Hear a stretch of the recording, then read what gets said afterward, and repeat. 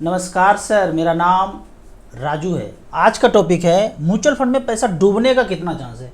जब हम यहाँ पे डूबना बोलते हैं ना, तो यहाँ पे दो फैक्टर है, दो अलग अलग बात है।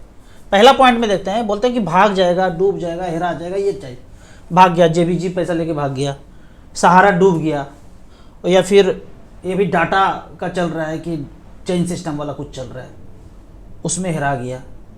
ये सब हेराता वराता कुछ भी नहीं है, एज पर प्लान चलता है सब कुछ। वो जो 7 समंदर पार बैठा है ना, Eastindia.com, वो प्लान करके ऐसा 10-20 हज़ार करोड़ जब आ जाएगा, उसके बाद अचानक से बोलेंगे भाग गया, हेरा गया, स्कैम कर रहा है।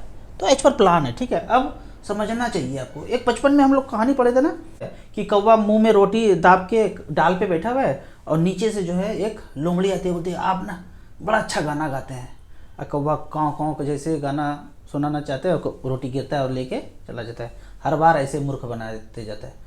तो एक बार लास्ट में क्या होता है, ये सीख जाता है कि बार बार मूर्ख बनाया जा रहा है। तो इस बार जब आते हैं ना जनरेशन, नए पीढ़ी को जब बोलते हैं कि आप बहुत अच्छा गाना गाते हैं, तो कौवा पहले मुंह से रोटी पैर में फंसाते हैं, उसके बाद एक बगल में टेप होता है, उसको बजा देते हैं, बोलते हैं ये मेरा ही आवाज़ है, हम बहुत अच्छा गाना गाते हैं ना, हमारा ही आवाज़ है, इसको सुन लो और चले जाओ। अब हम मूर्ख नहीं बनेंगे। हर बार हमारे पूर्वजों से रोटी तुम ले के चालबाजी से भाग जाते थे, और इस तरह से अब मूर्ख नहीं बनेंगे। तो जो कौवा जब सीख सकता है ना, तो हम लोग को तो सीख ही जाना पड़ेगा कि इस तरह का हेरा फेरी एज पर प्लान किया जाता है। लेकिन म्यूचुअल फंड में ये वाला फैक्टर नहीं चल पाएगा। क्यों नहीं चल पाएगा? क्योंकि इसका स्ट्रक्चर ही इस तरह से जंजाल वाला बना हुआ है ना, किसी एक आदमी पे है ही नहीं। यहाँ पे कोई भी म्यूचुअल फंड कंपनी चलाना चाहता है तो एक स्पॉन्सर होगा, ये मालिक हो गया, ठीक है। अब यहाँ पे इन्वेस्टर का पैसा अगर है तो एक कस्टोडियन बैंक अलग होगा। उदाहरण के तौर पे SBI म्यूचुअल फंड है तो उसको कस्टोडियन बैंक अलग होगा। HDFC हो सकता है, सिटी बैंक हो सकता है, एक्सिस हो सकता है, ICC हो सकता है, अलग बैंक होगा। SBI ही बैंक नहीं होगा अपना। तो इन्वेस्टर का पैसा HDFC बैंक में कस्टोडियन बैंक में जाएगा। अब ये तो हो गया ये।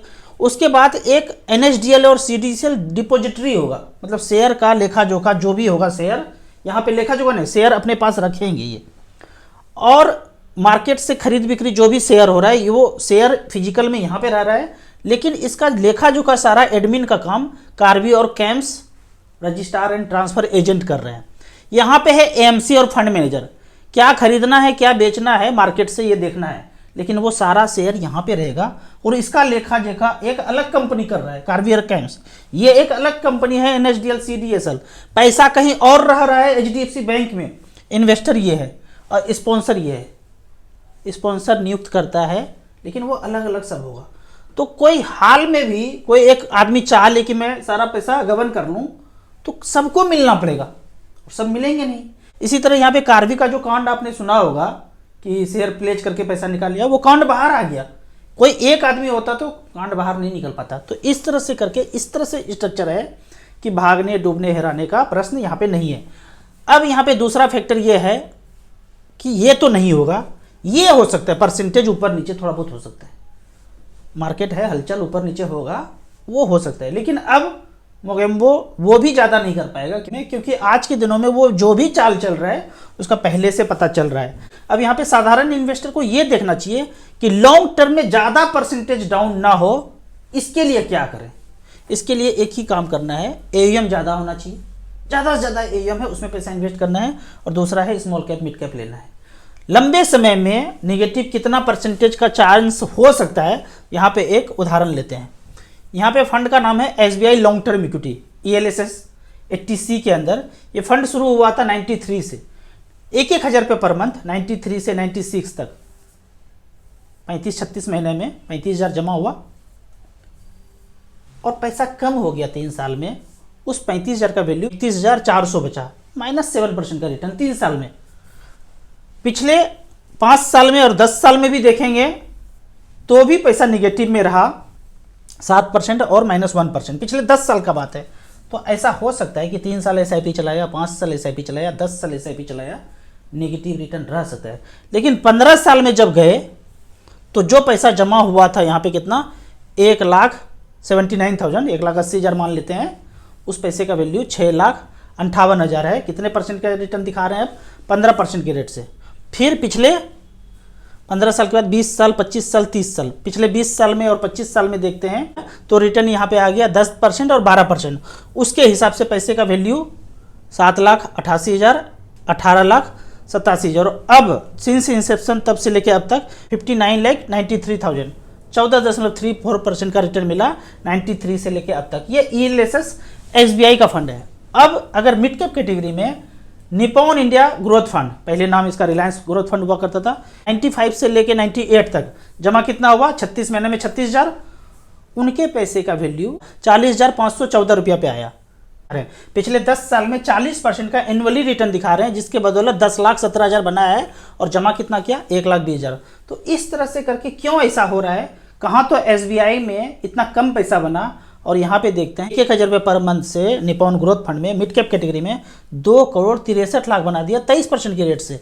और यहाँ पे SBI ने मात्र बनाया लगभग 60 लाख रुपया, 14.34।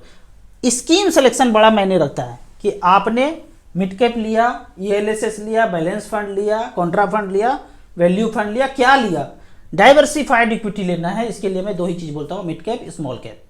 अगर ये लंबे समय के लिए है तो आपका पैसा अच्छा खासा ग्रो होगा और AUM ज़्यादा होना चाहिए। अब एक फैक्टर और देखते हैं कि कितना चांस है कि पैसा हमारा नेगेटिव में रह सकता है। तो ये ईयर है 2000 से लेके 2024 तक, पिछले 24 साल का यहाँ पे रिकॉर्ड है कि मार्केट सेंसेक्स कब कब रिटर्न, किस किस साल में नेगेटिव रिटर्न और किस किस साल में पॉजिटिव रिटर्न दिया।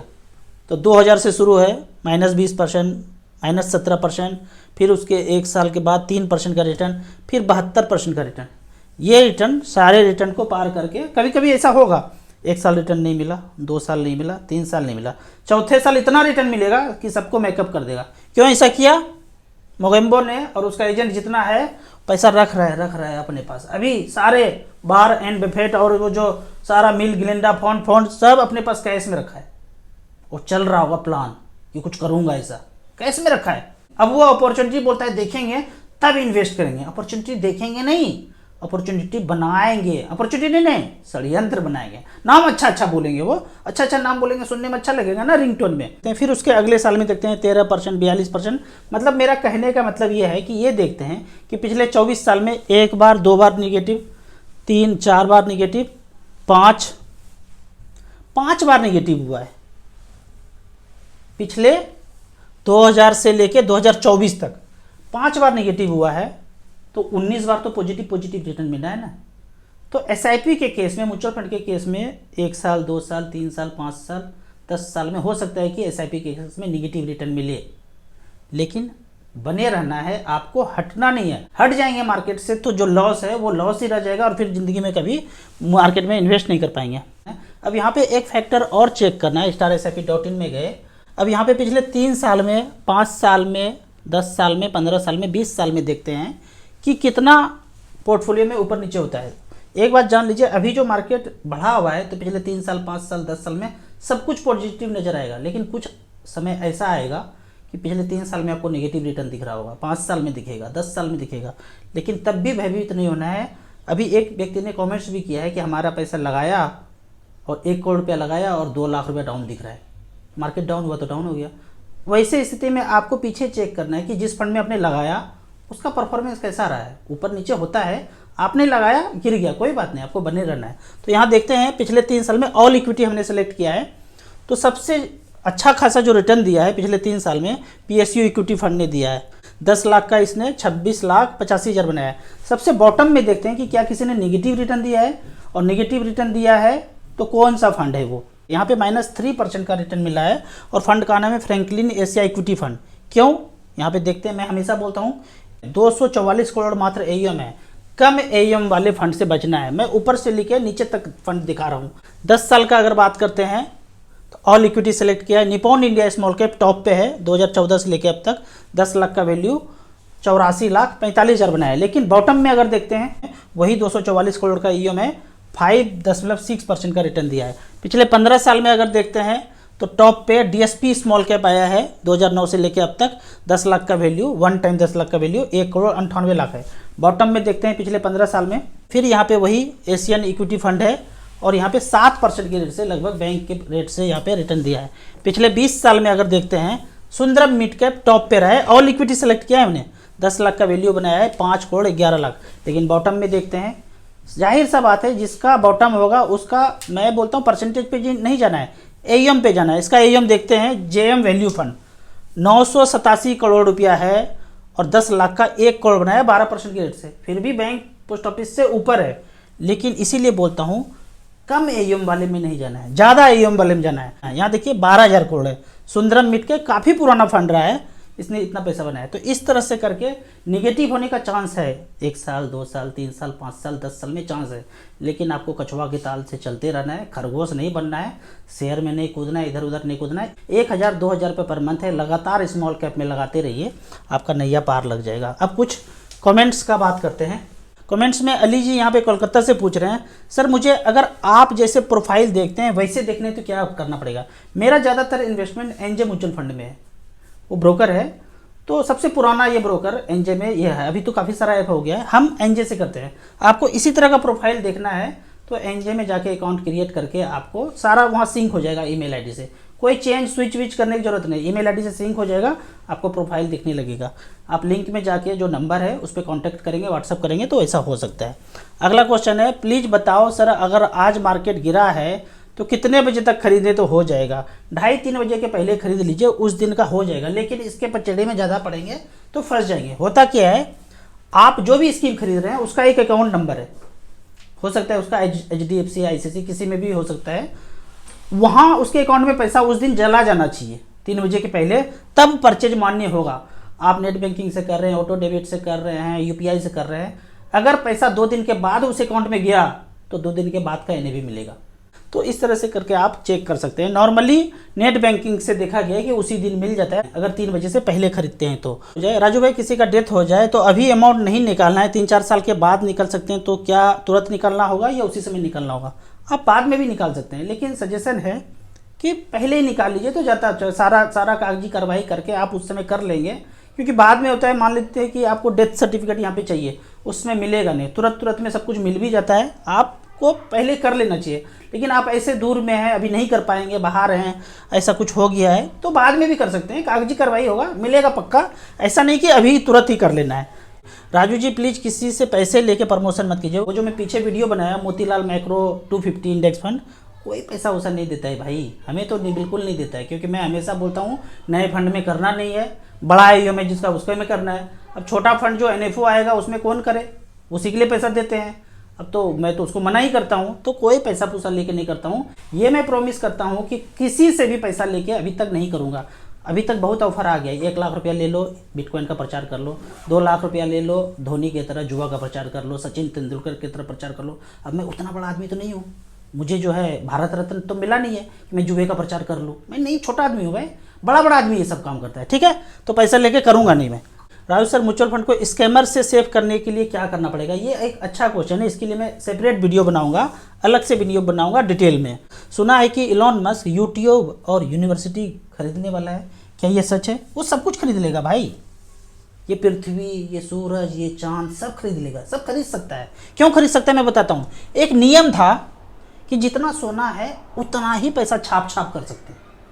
जैसे अगर किसी के पास 10 लाख करोड़ है तो 10 लाख करोड़ का ही कागज छाप सकते हैं, ठीक है। लेकिन अब वो नियम को ताक पे रख दिया है, बोला ना कितना भी छाप सकता हूँ, 10 लाख करोड़ का है ये, हम छाप दूंगा 1000 लाख करोड़। तो 1000 लाख करोड़ यहाँ पे छाप लिया, जबकि सोना था 10 लाख करोड़ का, तो 990 लाख करोड़ हो गया अवैध। अब इससे तुम पृथ्वी खरीद लो, चांद खरीद लो, सूरज खरीद लो, हाईवे खरीद लो, रेल खरीद लो, एयरपोर्ट खरीद लो, सब खरीद लो भाई, खरीद ही सकते हैं वो। कोई दिन आएगा कि पूरा भारत किसी ने खरीद लिया। अच्छा, खरीदने के लिए करना क्या पड़ेगा? ये जो पैसा है, मान लेते हैं कि हम जिस शहर में रह रहे हैं उसको हम 1000 करोड़ में खरीदना है, तो 1000 आ जाएगा आपके पास, सब लोगों के पास, और उस पर करोड़ के साथ 0 आता है, नंबर में आ जाएगा मोबाइल में, टिंग टिंग मैसेज आ गया, हो गया। उनको क्या छाप के देना है? पहले तो रुपया छापते भी थे, अब तो सीधा नंबर डिजिट ट्रांसफ़र कर देंगे, सॉफ्टवेयर बना कर आपको ट्रांसफ़र कर देंगे, और पूरा शहर उसका, पूरा पृथ्वी, एयरपोर्ट, रेलवे, स्कूल, हॉस्पिटल, नदी, सब कुछ उसका, पहाड़ सब कुछ उसका, जंगल सब, हिंद महासागर में महासागर, तेल वेल सब उसका। तो इस तरह का चालबाजी समझना है इन्वर्टेड कॉमा बंद करता हूँ, अगले क्वेश्चन पे कूदता हूँ। खतरनाक टॉपिक पूछ दिया। अगले क्वेश्चन पे आते हैं। Nippon small cap 5000, quant small cap 5000, Motilal Oswal mid cap 5000, Nippon India growth fund 5000, Tata small cap 3000। 2000 रुपया और करना है तो आप SBI 250 इंडेक्स फंड या मोतीलाल माइक्रो कैप इसको आप जोड़ दीजिए। बाकी सारे फंड आपके अच्छे हैं, कंटिन्यू कीजिए। ये जो है ना मोगेम्बो का जस्ट दाहिना हाथ है, जस्ट इसके साथ जो भी रहेंगे, दो तरह का वर्ल्ड में आदमी है, एक साधारण आदमी और दूसरा इस साधारण आदमी को कंट्रोल करने वाला। 99% ये है और 1% लोग ऐसा है, 1% से भी बहुत कम, तो 13-14 फैमिली है इसको कंट्रोल करने वाला। तो इस फॉरम पे जो भी आ जाए वो इसको कंट्रोल करने वाला होगा, उसके साथ वाला होगा। दो कारणों से इसके साथ लोग जुड़ता है, एक पैसे के लिए, दूसरा लालच के लिए, फेम के लिए, लालच पैसा, दो चीज के लिए। ठीक है। अगला क्वेश्चन है, सर जी आज आपका कॉन्फिडेंस थोड़ा सा कम लगा, ऐसा क्यों? जब आप डायरेक्ट शेयर में इन्वेस्ट करते हैं ना तो ग्राफ इस तरह से होता है, और म्यूचुअल फंड में करते हैं तो ग्राफ हलचल थोड़ा कम होगा। अब यहाँ पे जिंदगी में दो चीज़ है, अगर आपकी बेबी सुंदर है तो ग्राफ थोड़ा कम चलेगा, अति सुंदर है तो ग्राफ थोड़ा सा ज़्यादा चलेगा, हलचल जिंदगी में ज़्यादा होगा। क्वेश्चन में आंसर मिल गया होगा। अगले क्वेश्चन की तरफ चलते हैं। ये अमित जी कौन है? अमित जी जंगल के डाकुओं से बचाने का नाम है। हेल्थ रिलेटेड प्रॉब्लम है, आप जंगल जाते हैं, डाकू जो है आपको लुटेरा बैठा हुआ है लूटने के लिए, तो ये नाम है। कुछ भी जिंदगी घर में प्रॉब्लम हो, कुछ भी प्रॉब्लम हो जाए, आपको लगता है कि अब तो जंगल जाना ही पड़ेगा, वहीं जाना पड़ेगा लुटेरों के पास। हर बार पीछे भी लूटा है, अब भी लूटेगा, लेकिन जाना पड़ेगा, नहीं जाना है। सारे वीडियो में 900 वीडियो है हमारा, सारे वीडियो में अमित जी का नंबर दिया हुआ है, हेल्थ आफ्टर वेल्थ के नाम से। जो बोलते हैं अक्षर सा पालन कर लीजिए। मेरे बेटे का अच्छा खासा भयंकर एक्सीडेंट हुआ था और घर में किए हम ट्रीटमेंट और हो गए। कभी डिटेल में वो वीडियो बनाएंगे कि कैसे हमने वो ट्रीटमेंट किया है। तो अमित जी वो हैं। आपने पैसा तो बना लिया म्यूचुअल फंड से, अब 2-4 लाख रुपया बना लिया, उसको सब पता है कि किसके अकाउंट में कितना पैसा है। या जंगल का लुटेरा ऐसा सिस्टम बना देगा, आपकी वाइफ जो है जंगल में है और आप सारा पैसा देने के लिए तैयार हो जाएंगे। जबकि अमित जी ऐसा कुछ नेचुरोपैथी बताएंगे कि आप 2-4 काढ़ा में ही ठीक हो जाएंगे। घर पे करके दीजिए ट्राई, कोई प्रॉब्लम चल रहा है तो। अगला क्वेश्चन है, मैक्सिमम लिमिट इक्विटी में इन्वेस्ट करने का पर ईयर क्या है? 1 लाख रुपये पर मंथ अभी हम कर रहे हैं। कोई लिमिट नहीं है भाई, 1-1 करोड़, 2-2 करोड़, 5-5 करोड़ भी लोग इन्वेस्ट कर रहे हैं यहाँ पे। कोई लिमिट नहीं होता है म्यूचुअल फंड में। आपको इसी तरह म्यूचुअल फंड के बारे में और कुछ जानना है तो कमेंट सेक्शन में कमेंट्स पे क्वेश्चन अच्छे करते रहिए, मैं हर क्वेश्चन का जवाब देता रहूँगा। वीडियो अच्छा लगे तो व्हाट्सएप यूनिवर्सिटी में दोस्तों के बीच इसे जरूर शेयर करें। यूट्यूब पे देख रहे हैं तो लाइक एंड शेयर जरूर करें। Thank you so much.